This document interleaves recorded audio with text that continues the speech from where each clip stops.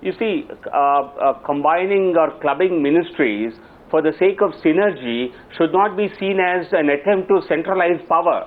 This is only to bring about more efficiency. And Union Council of Ministers is not an employment generation program that you need to have a large number of them to accommodate a group of people. The people expect you to run an efficient government. People expect you to deliver on your promises. And if you can manage with a smaller cabinet, it will be certainly appreciated. And I can tell you for sure, most of the prime ministers who had this jumbo cabinet would not have recognized half of their ministers if they met them in the corridor. I think a smaller cabinet certainly allows you to function in a more cohesive manner. Mr. Rao, Hartosh Singh Bal is asking you a counter question. Hartosh. Mr. Rao, the real question here, which is being raised over and over again, is what is the synergy between law and telecom, I&B and environment, defense and finance? That's the real question. That's why we are debating this issue. That's the point. No, you are not talking about, there are many other cases, like power and coal have been brought together. If I take the portfolio that you have just Mr. Rao, let me explain this.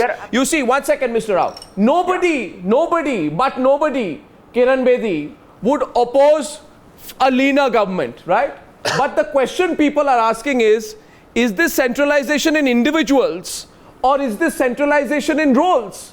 What Hartosh is asking you is that I hope it is not centralization in individuals. That you agree with certain individuals, you find them capable, and hence you give them completely disparate ministries that may have no relationship with each other. Kiran Bedi, that's the concern. It's like, for example, if you as a top IAS or IPS officer were told to do an IAS officer's responsibilities and a foreign service officer's responsibilities as well. You know, these are disparate roles. You may be a great individual, but you have a limited bandwidth and time on your hands. Arnab, what I see in this cabinet today is a two-tier cabinet. I see 6 key ministries in 6 key trusted hands or experienced hands. And then comes a second tier, which may be mentored, which may be trusted, which may be given a chance to come up with through talent, but learn and experience and groom for the future. I see a two-tier. I see 6 key ministries in 6 key hands. Yes. And then this below the 6 key, I see new talent, new faces, probably not experienced but talented and representative.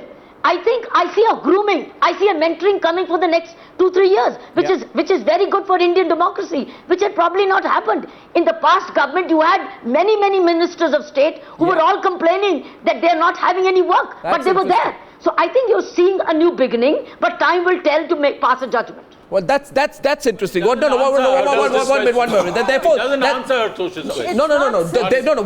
What it does answer, Ajoyda and Aarti, is the point here that what they are saying is that there are tiers of ministers. This is exactly what we've been saying. We said Troika, we said Jaitley, Rajnath, Modi, and probably if you want to expand it, Sushma, to some extent, Gadkari, for example, and maybe one other minister out there, maybe 3 or 4 ministers who centralize political power. Then there are others who have cabinet rank.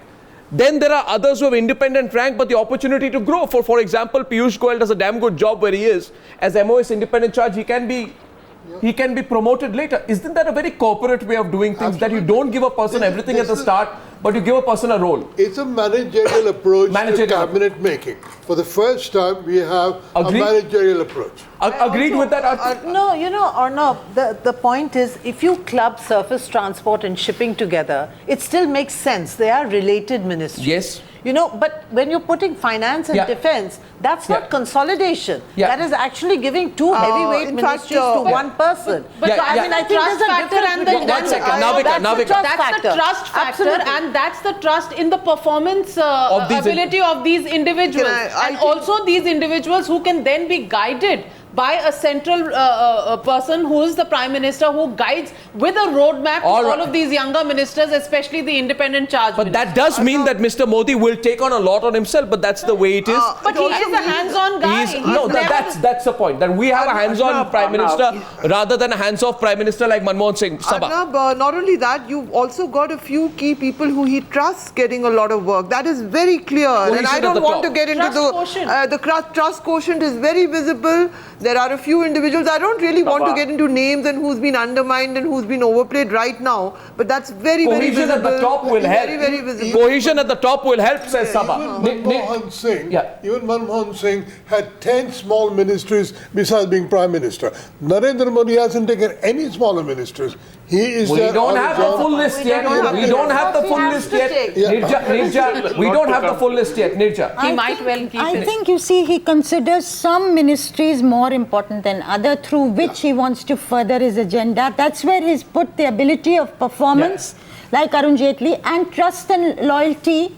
A combination of those he has known about. I fear that for all of Mr. Modi's talents, for all his ability to have 6 balls in the air and hold them all, I'm afraid that he may be taking on too much. He's the Prime Minister of India. He has to look after the Council of Ministers. Well, you know what he has to then supervise individual.